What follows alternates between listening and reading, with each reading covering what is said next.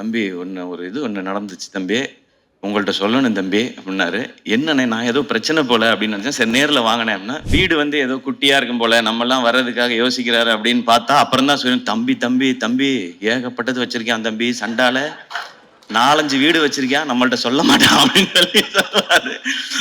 சூரியண்ணனுக்கு முதல்ல அவரை கதையின் நாயகனா நீங்க நடிக்கலான்னு சொல்லி அவருக்கு ஃபர்ஸ்ட் கதை சொன்னது நான் தான். அவரு அந்த படம் பண்ணிடுவேன் தம்பி, அதுக்கப்புறம் என்ன செய்யற தம்பி, யாரும் கூப்பிடாம விட்டாங்க, ஏன்னா நான் என்ன பண்றேன். இதுதான் உங்க லைஃபோட பிக்கஸ்ட் டேர்னிங் பாயிண்ட். இந்த மொமெண்ட் தான் உங்களை ரொம்ப ரொம்ப பிடிக்கும் சார். எனக்கு நான் நிறைய முறை சொல்லியிருக்கேன். நானும் சூரியன் மாதிரி உங்க கூட ஏதாவது ஒரு படத்துல நடிச்சேன்னா இன்னும் ரொம்ப சந்தோஷப்படுவேன்னு நினைக்கிறேன் சார். அது சீக்கிரம் அமையும் நான் நம்புறேன்.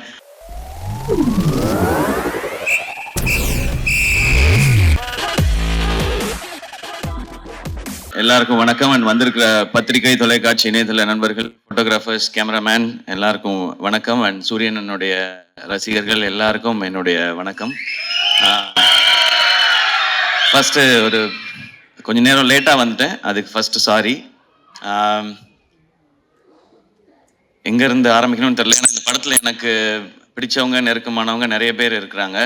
நான் முதல்ல இந்த படத்துடைய ட்ரெய்லர் பற்றி சொல்லிடுறேன். ஒரு சாலிட் ஆக்ஷன் ஃபிலிமுக்கான எல்லாமே இருக்கிற ஒரு ட்ரெய்லராக இருந்துச்சு அது. இந்த படம் இதையே தான் டெலிவர் பண்ணோம் அப்படின்னு நான் நம்புகிறேன். அண்ட் துரை செந்தில் அண்ணன், என்னுடைய எதிர்நீச்சல் காக்கி சட்டை படத்தின் இயக்குனர், அவர் ஸ்பாட்டில் எல்லாரும் சொன்னது அப்படிதான், எப்போவுமே சிரிச்சுட்டே அந்த ஸ்மைலோடே தான் இருப்பார். திட்டணும்னா கூட அதிகபட்சம் சிரிச்சுட்டே ஏன் இப்படி பண்ணீங்க அப்படின்னு கேட்பாரு. தப்பு பண்ணவனுக்கே ஒரு டவுட்டா இருக்கும், இருந்தாலும் நம்மளை கலாய்க்கிறாரா இல்லை திட்டதான் செய்யறாரா என்ன அப்படின்னு சொல்லி. அவ்வளவு ஒரு ஸ்வீட்டான மனிதர். ஸோ அவர் இந்த படம் ஒரு பெர்ஃபெக்டான டைட்டிலோட, ஒரு அருமையான ஒரு களத்தோட வருது. அவருக்கு இன்னும் ஒரு வெற்றி படமா இந்த படம் இருக்கட்டும். ஏன்னா அவர் என்னை முதல் முறை மீட் பண்ணி அவர் எனக்கான கதை சொல்லும் போதே நான் என்ன நினைச்சேன்னு தெரியல, என்கிட்ட இருந்த ஒரு கதையை சொன்னேன். நான் முன்னாடி அசிஸ்டன்ட் டைரக்டரா ஒர்க் பண்ணதுனால அந்த டைம்ல இருக்கல. ஸோ எப்போ அவர் எனக்கு கதை சொல்ல வந்தாலும் நான் ஒரு கதையை அவர்கிட்ட சொல்லுவேன். இப்படிதான் எங்களோட ரிலேஷன். அது ஏன்னு அவர்கிட்ட மட்டும்தான் நான் வேற யார்ட்டையும் அப்படி சொல்லியிருக்கேனான்றது தெரியல. அவ்வளோ ஒரு கம்ஃபர்ட் இருக்கும். வடிவுக்கரசி அம்மா சொன்ன மாதிரி எப்பவுமே எல்லாரையுமே சந்தோஷமா கரெக்டா அவங்கள வச்சுக்கிறதுல அவர் அடிச்சுக்கவே முடியாதுன்னு நினைக்கிறேன். எனக்கு அவரோட ஒர்க் பண்ணது ஒரு நல்ல அனுபவம்.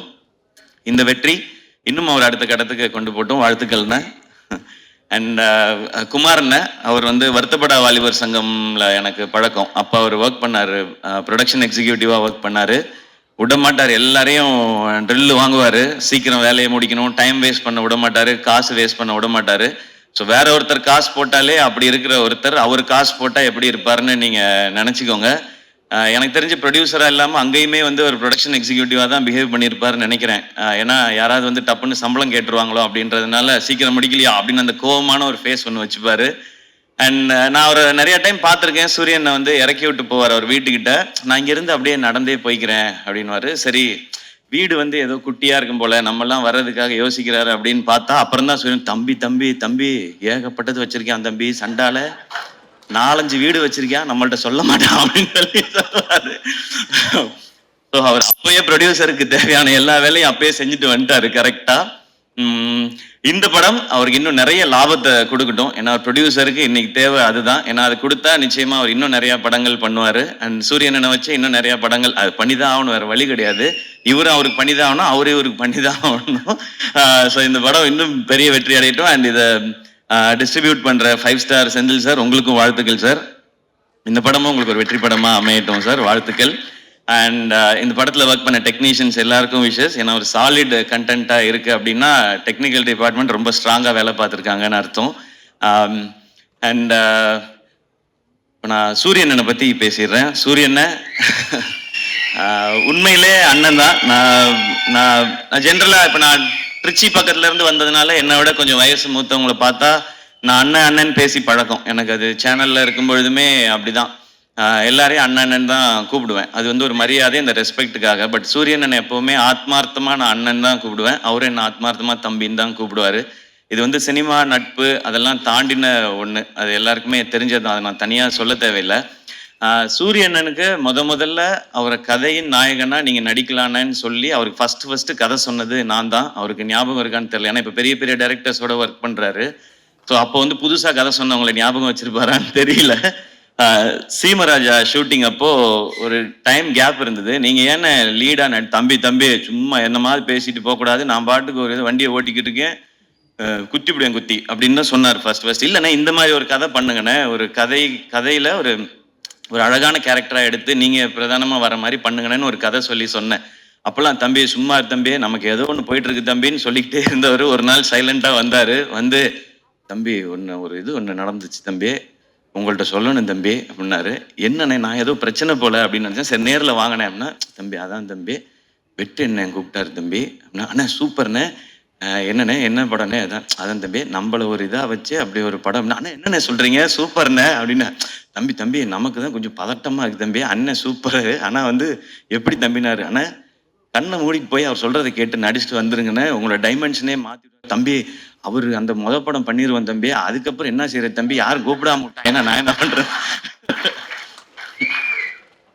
அப்படிலாம் இல்லைண்ணே, நீங்க ஃபர்ஸ்ட் போங்கண்ணே, உங்களுக்குள்ள இருக்க டேலண்டா அவர் வந்து வெளியில கொண்டு வந்துருவாருண்ணே. அதை பார்க்கும் பொழுது இங்க எல்லாருக்கும் தேவைண்ணே. இப்படி ஒரு சேது பிரதர் சொன்ன மாதிரி தான், இப்படி ஒரு முகம் வந்து தேவை எல்லாருக்கும். இந்த மாதிரி கதையை சொல்றதுக்கு நீங்க போங்க, அந்த எக்ஸ்பீரியன்ஸே நல்லா இருக்கும் அப்படின்னு சொல்லி அது எனக்கு கேட்கும் போதே சந்தோஷமா இருந்துச்சு. அப்ப நான் சொன்னேன், இதுதான் உங்க லைஃபோட பிக்கஸ்ட் டேர்னிங் பாயிண்ட், இந்த மொமெண்ட் தான்.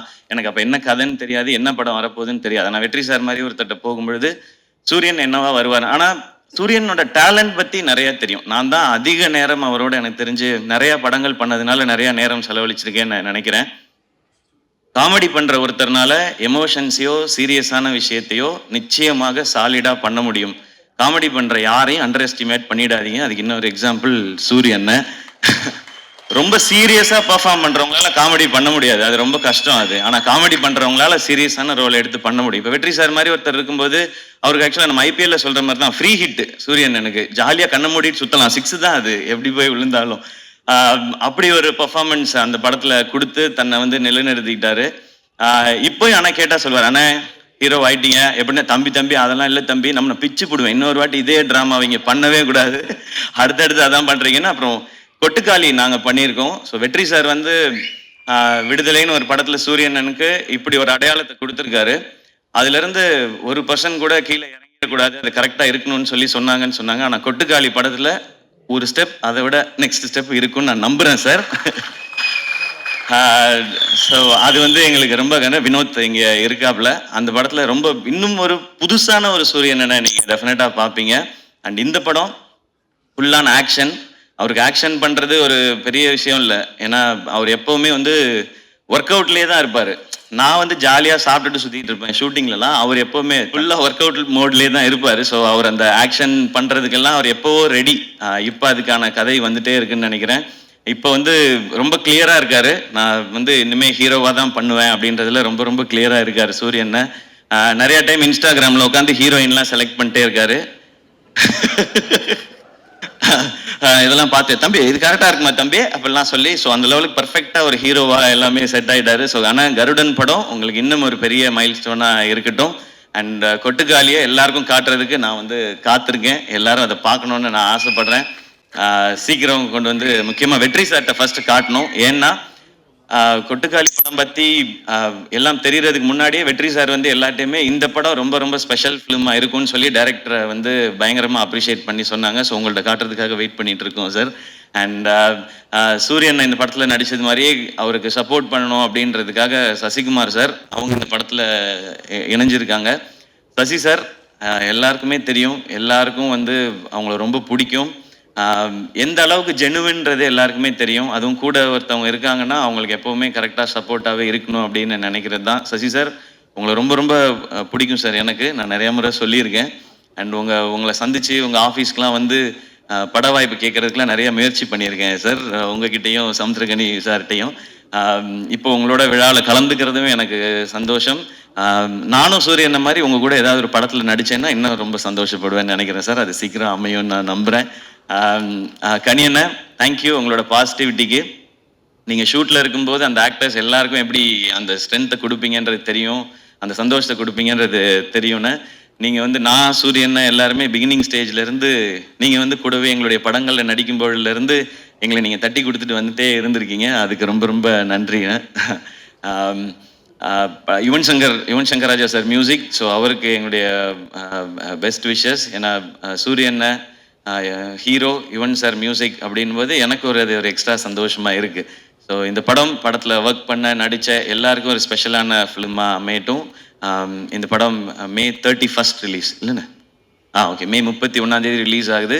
தேட்டரில் வந்து பாருங்கள்.